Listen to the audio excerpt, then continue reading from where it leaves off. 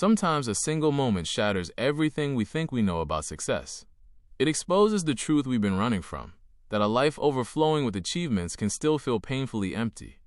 That is where this story begins, not in the serenity of the Himalayas, but in the chaos of a courtroom, where a brilliant lawyer collapses in front of everyone who once envied him. Julian Mantle was the kind of man people whispered about. Million-dollar cases, celebrity clients, the red Ferrari that screamed power, and a reputation sharp enough to intimidate even other lawyers.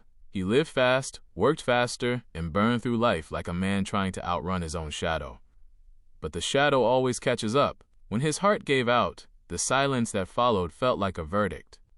Julian had all the things the world told him to chase, yet he had never felt further from himself. And then he disappeared. No farewell. No half-hearted apology. No press conference. One day he was a legend, and the next, gone, leaving behind only rumors and an empty office that still smelled of leather briefcases and burnt coffee. Years later, when he walked back into that same office, he looked like a different species. His face glowed with a calm confidence that felt impossible, almost supernatural. His body was leaner, his eyes clearer, his presence unshakable. It was as if someone had taken the old Julian, rinsed him in sunlight, and returned a new being. The kind of person who made you breathe slower just by sitting next to them. Nobody could understand it, but his former colleague and longtime friend couldn't look away, because the transformation wasn't just physical. It was spiritual, emotional, almost electric. And as Julian sat down, he began to reveal the journey that had rebuilt his life from the ground up. That journey started the day he sold his Ferrari. He gave up everything the world considered valuable, his mansion, his wardrobe, his trophies of accomplishment, and set off for India in search of answers he didn't yet know how to frame. People thought he was having a breakdown. He thought so too, until he met the sages of Savannah in the Himalayas. These monks weren't running from life. They had mastered it. They carried themselves with a simple joy that made Julian realize how deeply he had starved his own soul. Their teachings weren't mystical riddles or empty philosophy. They were practical, powerful truths about the mind, habits, discipline, and purpose. Truths that could rebuild anyone's life if understood with sincerity. But before they allowed Julian into their world, they tested him. They watched his patience, his humility, his willingness to let go. Growth demands surrender, and Julian had to shed the identity he had clung to for decades. Only then did they share the wisdom that became the backbone of his transformation. The first lesson came through a story, one so strange, so colorful, and so symbolic that Julian never forgot a single detail. It began with the image of a magnificent garden. Picture the most vibrant, perfectly balanced garden imaginable, overflowing with flowers and greenery so alive they almost breathe. This garden represents the mind, a place of beauty, creativity, and potential. But, like any garden, it requires protection. Neglect it, and weeds take over. Thoughts work the same way. The sages explained that the mind left unchecked becomes its own prison. Negative thoughts are not harmless. They multiply. They steal clarity, drain energy, and create invisible barriers that hold us back. The monks taught Julian that mastering the mind is the foundation of mastering life.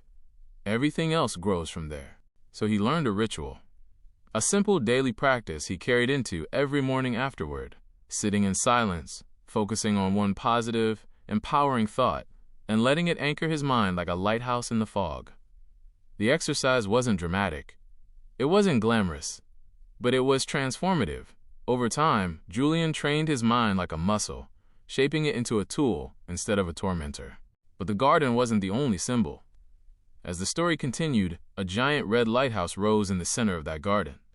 It represented purpose, the guiding mission every human must define if they want a meaningful life. Without purpose, even the most disciplined mind drifts.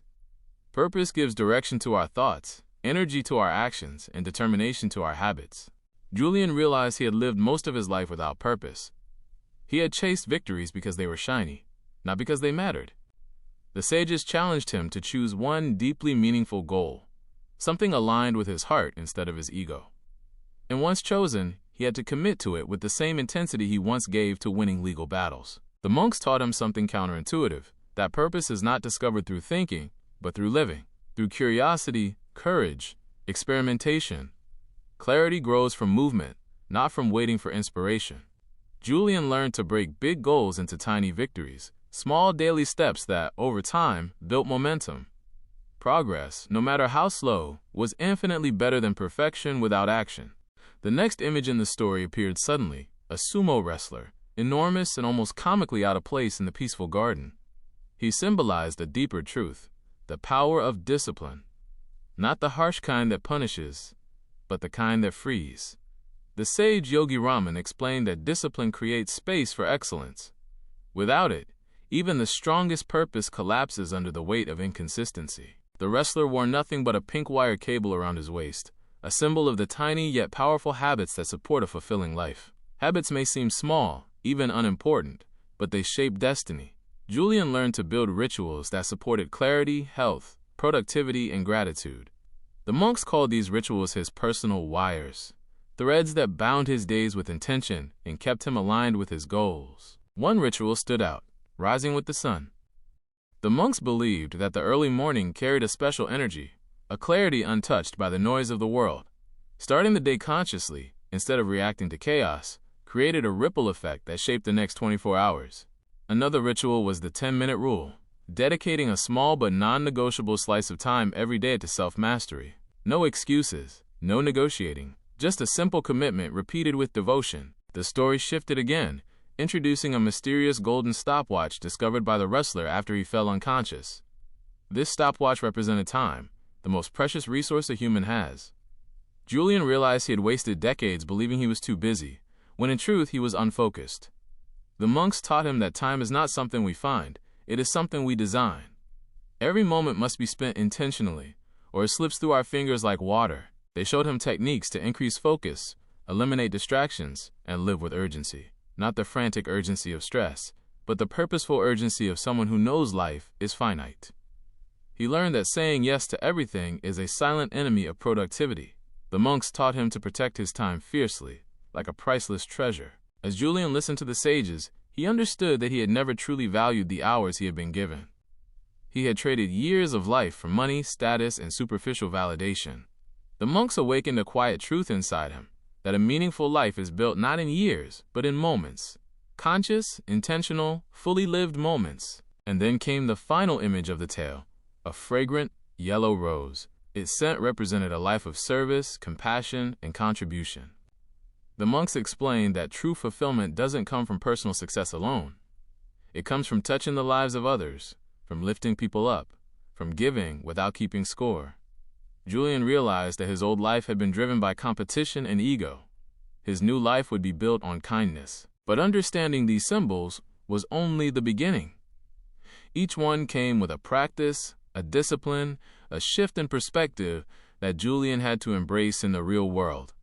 The sages didn't want him to memorize their teachings. They wanted him to embody them. So Julian trained with them. He lived with them. He carried buckets of water down steep mountain paths, meditated at sunrise, practiced gratitude until it became instinctive, and journaled until his thoughts became sharp and honest. He learned to breathe with intention, to eat with mindfulness, to listen with presence. Slowly, the frantic lawyer he once was dissolved. A calmer, wiser, richer man emerged. But transformation is never smooth. Julian struggled, resisted, doubted. Some days the silence felt suffocating. Other days the discipline felt impossible. He had moments where he wanted to return to the comfort of his old identity. But every time he stumbled, the monks brought him back to the fundamental truth. That growth requires discomfort. That transformation demands patience. And that the human mind is far more powerful than we give it credit for. In time, Julian's inner world became unrecognizable. He felt peaceful for the first time in decades. He could focus without forcing himself. He had energy that didn't come from caffeine or adrenaline. His emotions felt lighter, cleaner, more stable. And he understood what the sages had been preparing him for. They were not teaching him just for his own benefit. They expected him to carry this wisdom back to the modern world, to share it with people trapped in stress, noise, competition, and confusion. People like the old Julian. People who believed success required sacrificing themselves. When he finally returned home, everything looked the same. The buildings, the cars, the people rushing from one task to another. But something inside him had shifted permanently. He could see the exhaustion behind people's smiles, the anxiety hidden in their routines, the restlessness that followed them like shadows.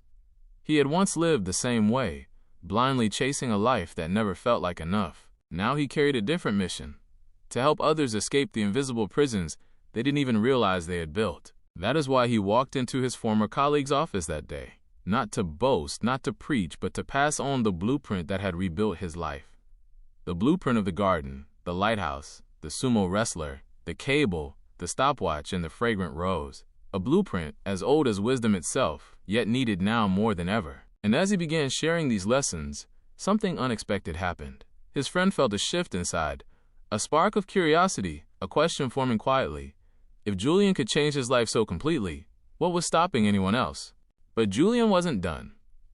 There was one more part of the story he had not yet shared: the deeper practices, the rituals of mastery, the emotional transformations that went beyond symbols and metaphors. The part of the journey where these principles became real, tangible, powerful. Julian leaned back, his voice steady, warm, and strangely magnetic, as if every word carried the weight of lived experience. Everything he had shared so far, the symbols, the lessons, the transformations, was only the beginning. Wisdom becomes real only when it becomes action, and the sages of Savannah believed that a meaningful life must be built through daily rituals. Tiny disciplines, small promises kept, quiet victories accumulated like drops of water that carve a path through stone. Julian explained that the sages lived by a philosophy of daily refinement. Every day was a chance to sculpt the mind, strengthen the body, and nourish the soul. They taught him that a person does not rise to the level of their goals, they fall to the level of their habits. And so, he began practicing the rituals that shaped his new life, rituals anyone could use to rebuild their own world from the inside out. He began with the ritual of solitude. Even a few minutes of intentional silence can transform the mind. The monks believed that when you separate yourself from noise, you return to truth. They encouraged Julian to spend time alone every morning, letting his thoughts settle, allowing clarity to rise from the quiet. He learned that solitude wasn't an escape, it was a return, a way to reconnect with purpose before stepping into the chaos of the day. Then came the ritual of visualization. The sages practiced it with the intensity of athletes preparing for championship games. By envisioning a goal clearly, the emotions, the environment, the sense of achievement, the mind begins to believe it. And what the mind believes, the body follows. Julian visualized himself living with balance, discipline, and peace. He imagined himself as a mentor, a guide, a man whose life radiated purpose. Slowly, that image became reality. The next practice was one he resisted at first: living with discipline. His old life had been defined by extremes: all work, no rest; all ambition, no fulfillment. But the monks taught him to fall in love with consistency. Discipline was not punishment. It was freedom. It was choosing long-term well-being over short-term comfort. Each morning, Julian pushed himself to do something slightly uncomfortable, whether it was rising earlier, meditating longer, or training his body beyond what felt easy. He discovered that when the mind conquers resistance, it unlocks strength that changes everything. Another ritual was nourishment, not just for the body, but for the heart. The sages ate simple foods, but they consumed them with gratitude, presence, and reverence. They believed that the energy we put into our food becomes the energy we live with. Julian learned to slow down, to taste each bite, to appreciate the gift of nourishment. And he discovered that gratitude is not an emotion, it is a practice that reshapes perspective. He also learned the ritual of abundant knowledge. The sages were students long before they became masters. They read, discussed, analyzed, and reflected every single day. Learning was not a chore but a privilege, a path to expanding awareness. Julian adopted this ritual with devotion, reading books that challenged him, inspired him, and forced him to question the beliefs he had once taken for granted. He found himself hungry for ideas that elevated his thinking, ideas that unlocked deeper potential. Then came a ritual that surprised him: practicing acts of kindness.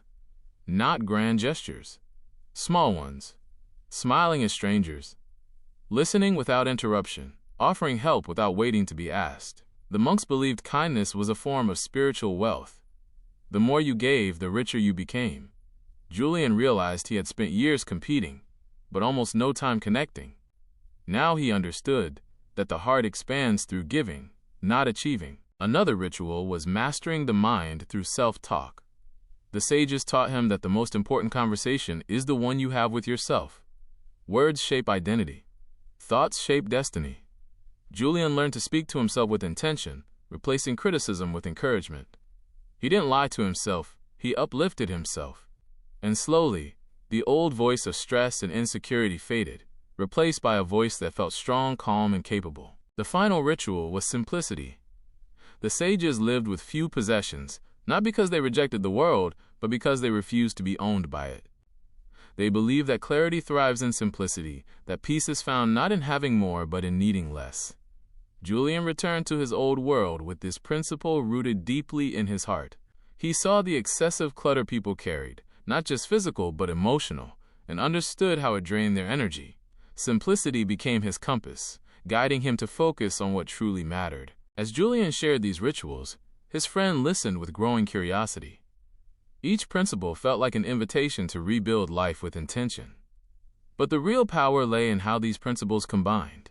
Together, they formed a system, a life philosophy designed to cultivate purpose, discipline, joy, and serenity.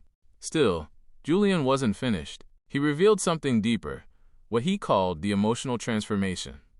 The sages did not just train his habits, they reshaped his relationship with life.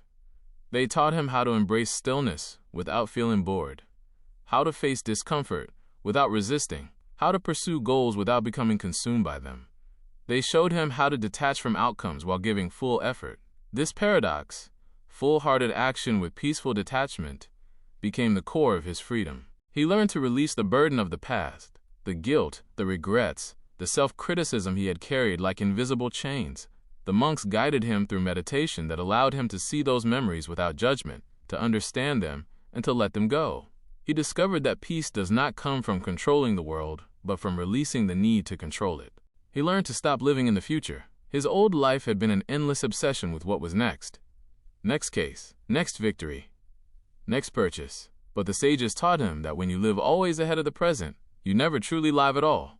He learned to feel each moment fully, to become aware of the breath in his lungs, the warmth of sunlight, the sound of his footsteps. Life became richer, not because it changed, but because he finally noticed it.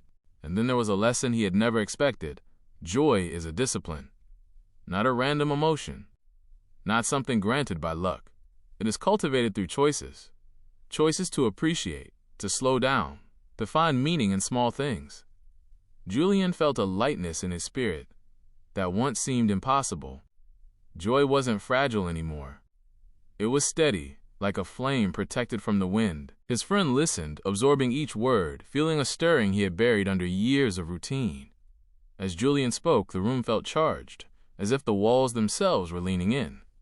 The air carried a quiet electricity, the feeling that something was shifting. Julian paused before sharing the final pieces of wisdom the monks had entrusted to him. The principles were powerful, but unless they were lived, they meant nothing. So he began laying out the daily steps anyone could take to bring these ideas alive. First, start the day with silence. Even 5 minutes can redirect the entire course of your day. Sit with your breath. Let your thoughts settle.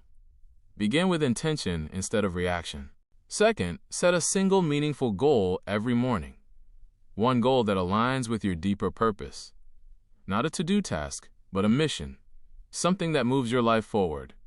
Big transformations begin with small, consistent targets. Third, practice gratitude consciously. Write down 3 things you are grateful for. Not grand accomplishments, simple, real moments. Gratitude rewires the mind toward abundance. Fourth, move your body. Strengthen it. Care for it. Energy is a spiritual resource.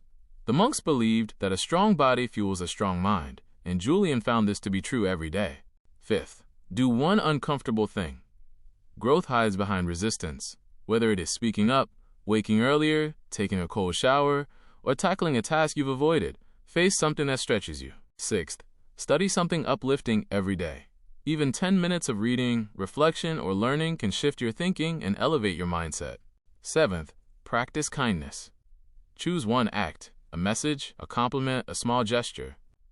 Kindness multiplies, and the energy you give returns tenfold. Eighth, end the day with reflection. Ask yourself what you learned, where you stumbled, and how you grew. Awareness turns experience into wisdom. Julian explained that these steps are not difficult. What is difficult is remembering who you want to become. Change is not an event. It is a lifestyle, and every small action either reinforces your old identity or shapes your new one. As the conversation came to an end, his friend felt something rise within him, a mixture of hope, determination, and a quiet sense of possibility. If Julian, a man once consumed by stress and ambition, could rebuild his entire life, then transformation was not just possible, it was inevitable for anyone who chose it. Julian stood up to leave. His smile carried the confidence of someone who had walked through darkness and found a path forward. But before he stepped out, he turned and spoke one final truth, the truth that tied everything together. A fulfilled life is not given. It is created. It is built through the courage to let go of old stories, the patience to grow consistently, and the devotion to live with intention. The world will try to pull you back into noise, chaos, and urgency. But meaning comes from stillness. Strength comes from discipline. Joy comes from service. And peace comes from choosing who you want to be, again and again. As the door closed behind Julian, his friend sat in silence, feeling an unfamiliar warmth in his chest, the feeling of awakening. A sense that life could be lived differently, that success could be redefined. That peace was not a distant dream but a practical reality, built one mindful choice at a time. And maybe, without realizing it, he understood the most important lesson of all. The monk who sold his Ferrari did not give up everything. He gained everything. He traded noise for clarity, pressure for purpose, chaos for peace. And in doing so, he became a reminder that anyone, absolutely anyone, can choose to start again. Every sunrise brings a chance to shape a new life. Every breath is an invitation to return to yourself. And every moment offers a choice, to drift or to awaken. The journey begins the moment you decide you're ready.